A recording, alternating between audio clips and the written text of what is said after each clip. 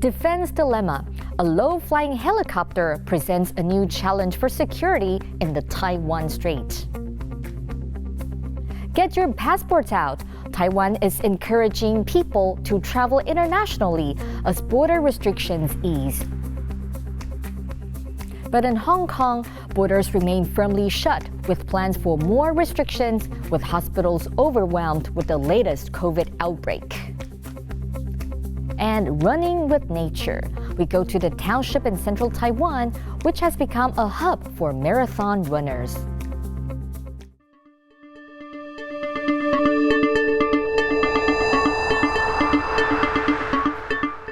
A warm welcome to TaiwanPlus News. I'm Betty Chen. Taiwan's Air Force says a Ka-28 anti-submarine helicopter belonging to China has entered Taiwan's air defense identification zone for the first time. It was one of 3 People's Liberation Army aircraft to fly into the zone on Wednesday. Taiwan's military says it ordered them to leave and monitored their movements with air defense missiles. Louise Watt reports. Chinese military planes regularly take to the skies and enter Taiwan's air defense identification zone. On Wednesday, 3 more Chinese aircraft breached the southwest corner of Taiwan's ADIZ, with one of them flying at an unusually low altitude of 30 meters.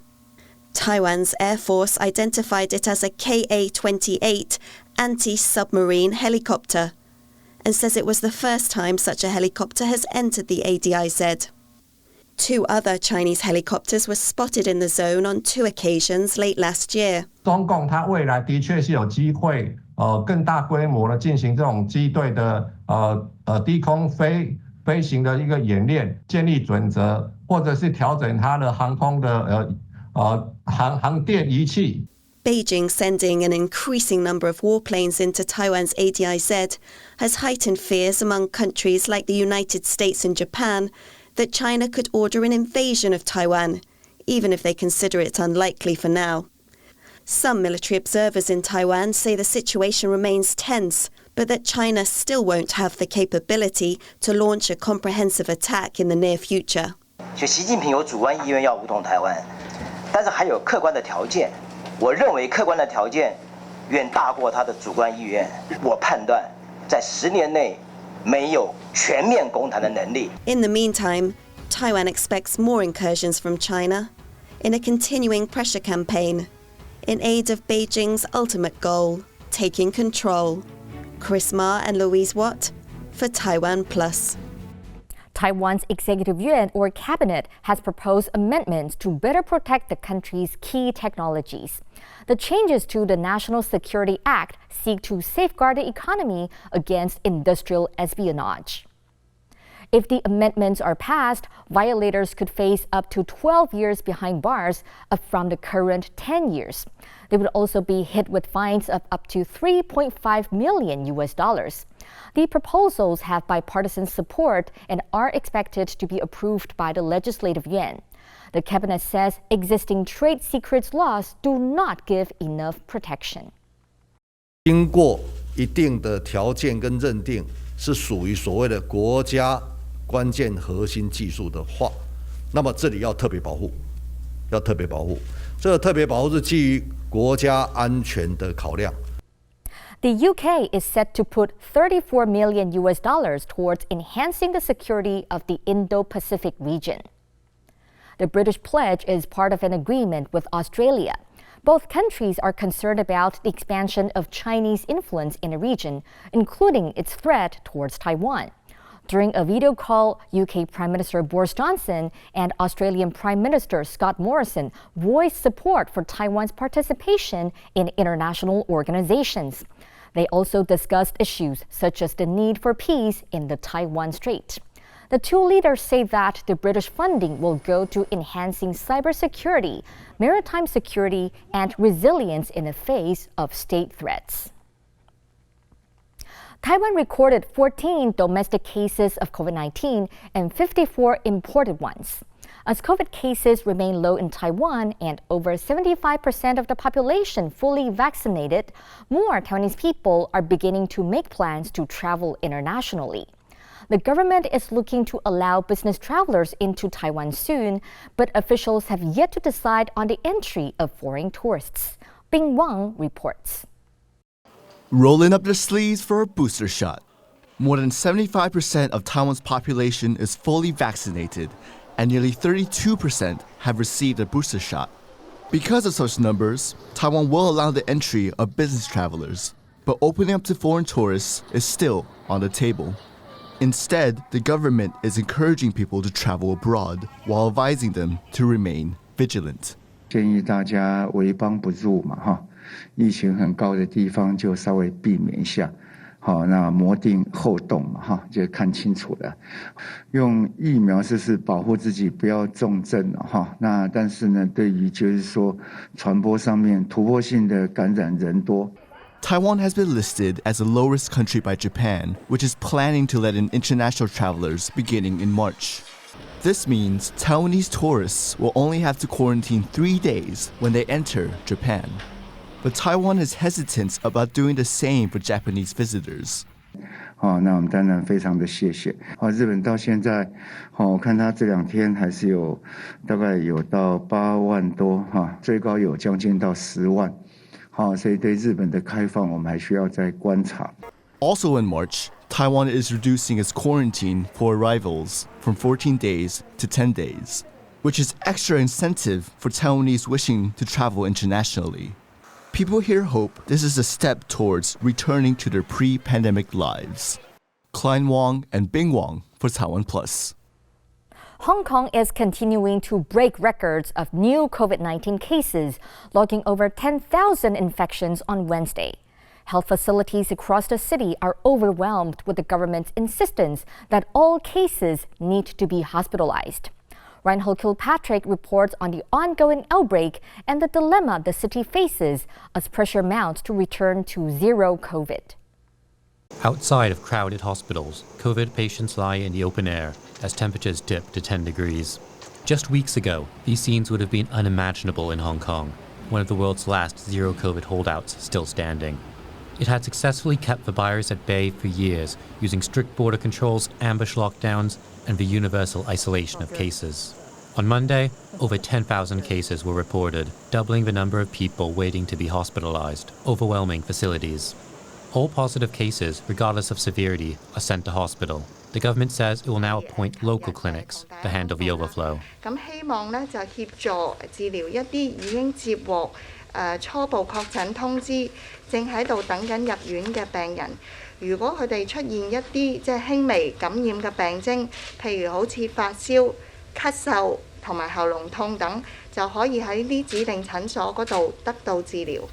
Public health experts in the city have cautioned that aggressive measures chasing a return to zero COVID are unrealistic, but there are still steps that should be taken to blunt the impact of the outbreak and relieve strained resources. I mean, some of the models that we've seen really are looking at scenarios in which, upwards of 30-50% of the Hong Kong population will become infected in the next 2 months. It's not realistic to be able to build a facility large enough to be able to house that. I think the number one priority still at this time is about getting vaccinations in arms, both primary doses as well as boosters, especially to the most vulnerable segments of the population. This messaging, however, is a difficult needle to thread after years of priming the population to fear any number of infections. We have demonized COVID in some ways, right? We've made people feel that it's the worst possible thing that anyone can have, and therefore you must be in the hospital. But in reality, for the vast majority of people, and the vast majority of people, in particular people who have been vaccinated, it is a manageable illness that could probably be taken care of at home. Forced to choose between two extremes, China-style zero COVID lockdowns, or what's been called a Western-style let-her-rip approach, dropping all restrictions. There are fears that political imperatives will prevent Hong Kong from charting a more suitable middle course. When the messaging has been so strong in one direction, to say that COVID's the big enemy that we have to stop, and other places in the world have done a terrible job by letting lots of people get it, it's difficult to change the momentum from that kind of messaging to say that actually COVID is mostly mild.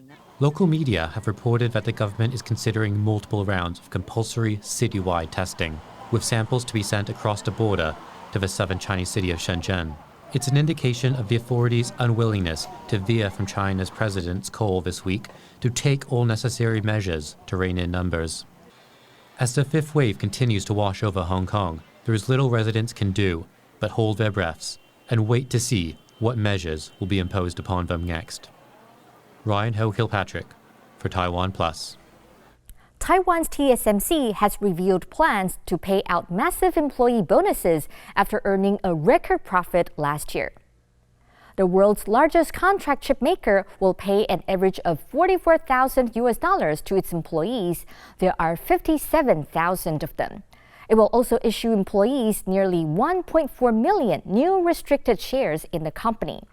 To avoid diluting its value, TSMC is launching its first share buyback program since 2008 to repurchase an equal number of shares on the open market. Taiwan plans to import more eggs from Australia, Japan, and the United States over the next 6 weeks to bridge a nationwide shortage. The government plans to source eggs from parts of Japan that are free of avian flu. The produce will be inspected before entering the country. Taiwan has seen an acute shortage of eggs since the end of January due to an avian flu outbreak, recent cold weather, and higher overheads for farmers. Other measures to increase the local supply include subsidies for egg farmers and waiving tariffs on grain imports to offset rising chicken feed prices. Coming up, we'll have a roundup of the international news with the latest on the situation in Ukraine. Stay with us.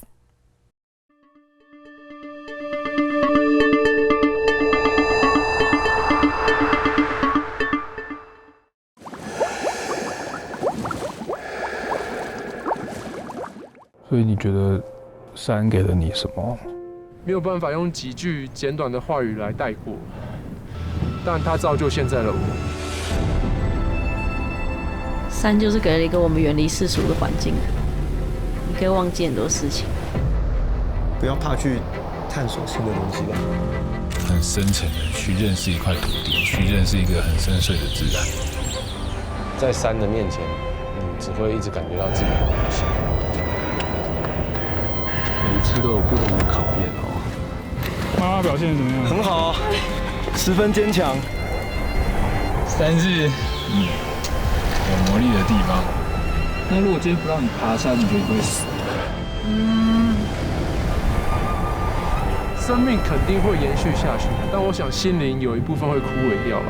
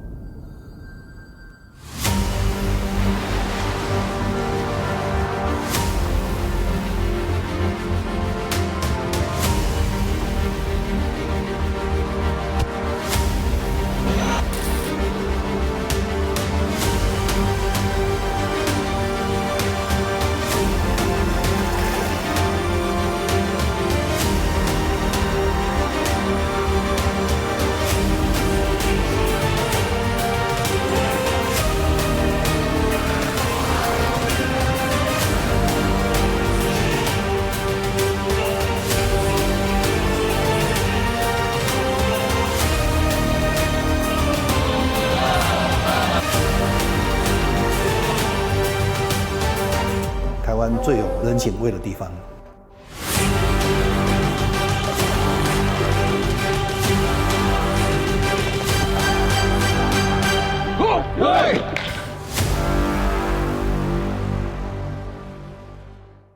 Thank you for watching TaiwanPlus. For more great news from Taiwan and around the world, download the app TaiwanPlus.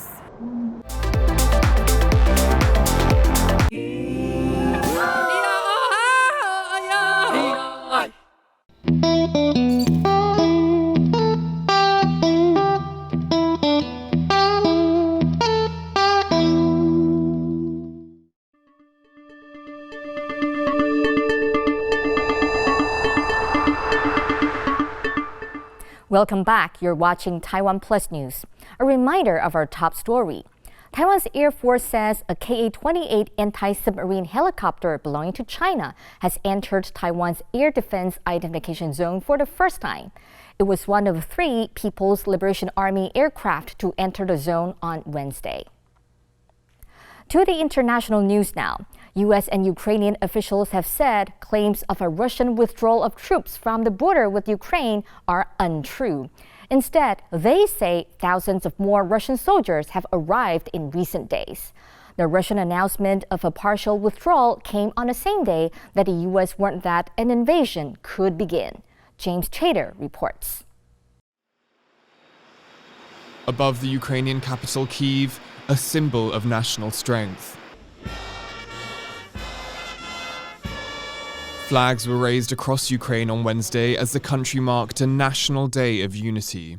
The Ukrainian president called the event on the same day US officials warned a Russian invasion of the country could begin. Країна наша єдина, але є загроза війни, нападу, і я думаю, що люди виходять показати, що ми єдині, і ми будемо боронити наші кордони.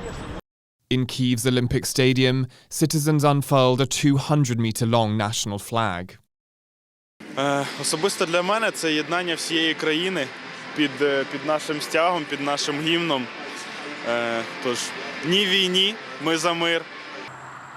But instead of a Russian attack, an apparent withdrawal.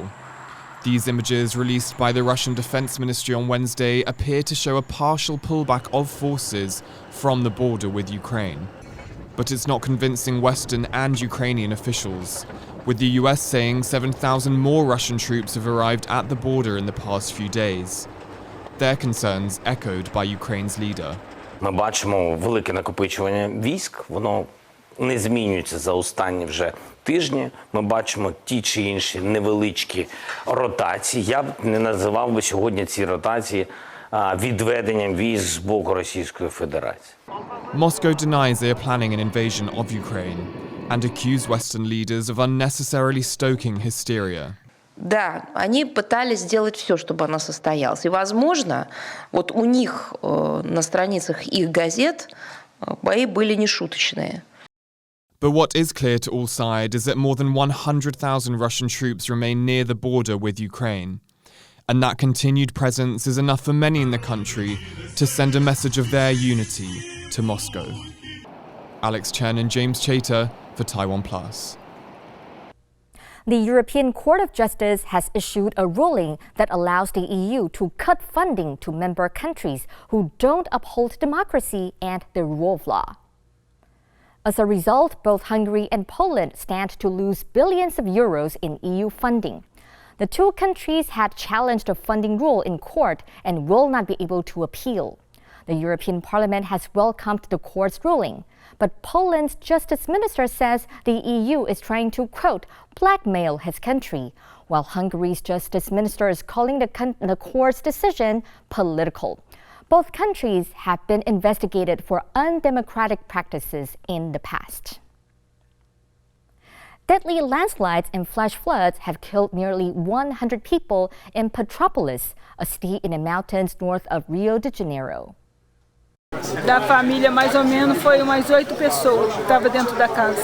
Aí eu perdi minha sobrinha, a filhinha dela de 5 anos, e agora não foi encontrada. Foi uma tragédia que a gente não esperava. Acabou nossa cidade. More than 180 soldiers are helping with rescue efforts, and specialized search teams are on their way. The mayor of the city has declared a state of emergency and says he expects the death toll to rise. Several beaches in Sydney are closed following the first deadly shark attack in almost 6 decades. The attack happened at Little Bay Beach and left 1 swimmer dead. Eyewitnesses say it lasted seconds. Emergency responders say the victims suffered catastrophic injuries and human remains were found in the ocean. It is the first fatal unprovoked shark attack in Sydney since 1963. Police continue to search the area for more remains. Ahead of International Mother Language Day later this month, Taiwan's government is looking to increase the number of children who can speak a local language other than Mandarin Chinese. This includes Taiwanese Hokkien, Hakka, and indigenous languages. Our partners at Radio Taiwan International have the story. Why should I study my mother tongue? 3 schoolgirls ask their teacher. It's a pertinent question, and with International Mother Language Day coming up on February 21st, it's more relevant than ever. People in Taiwan speak a range of languages, including Mandarin, Taiwanese Hokkien, and Hakka, along with Austronesian languages like Amis and Paiwan. But Mandarin's dominance is growing, with fewer and fewer young people able to speak their parents' other native tongues. That's why Taiwan's Education Ministry is using International Mother Language Day to promote Taiwan's minority languages. TV host Remy Gilles wowed attendees at the campaign's launch on February 11th by speaking Hakka, Taiwanese Hokkien, Amis and Bunun, as well as using Taiwan Sign Language. Education Minister Pan Wen-zhong was also suitably impressed. 今天不开始讲母语，未来就只能怀念母语或研究母语了。咱们做这个活动，这个响应的活动，就是来响应民众对我们本土语言的尊重，是我们跟那个传承的意识啦，传承，很重要的一件事情。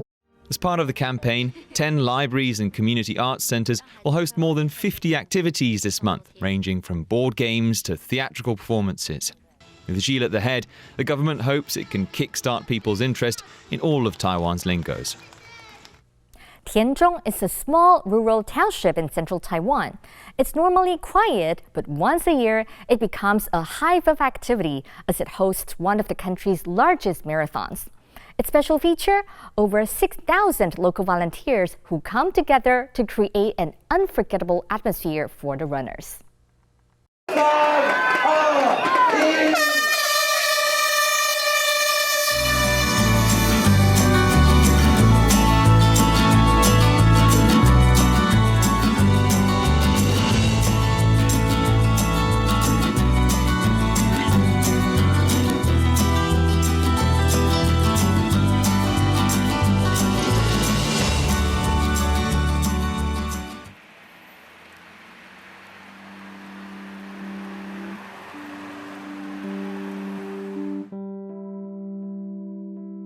在5年前，每一个乡镇都希望能够找到自己的特色。一开始我们讲到要办马拉松很多乡亲第一个反应就是说，电动车是要走去哪里去？好山好水好无聊了哈。我们把它串联起来以后，有老街，有水郡，有八宝郡廊道，有森林步道，有自行车道。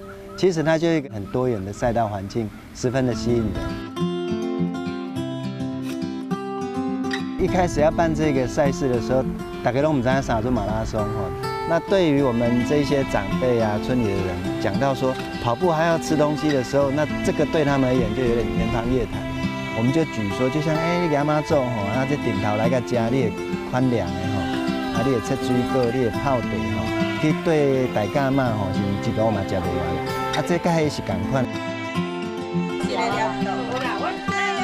全田中镇的人通通站出来，大家很高兴啊，好像是我们田中镇在办大喜事一样。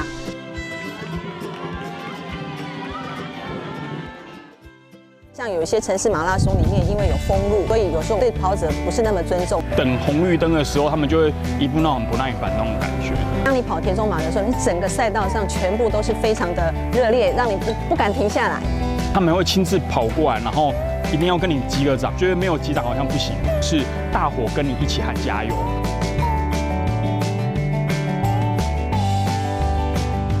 还有吃到烤乳猪肉，还有整只的那个冰淇淋，然后还有剉冰，然后我就觉得说，哦，这伙食也太好了吧。最特别的是有槟榔，虽然我不吃槟榔，但是我就觉得，证明就是把你当成是客人一样的招待你。你就会觉得他们是一个大型的部落。 每个人都跟你像亲人一样。台湾最美的风景是人，透过这样的活动，让我们找到我们最原始的情感。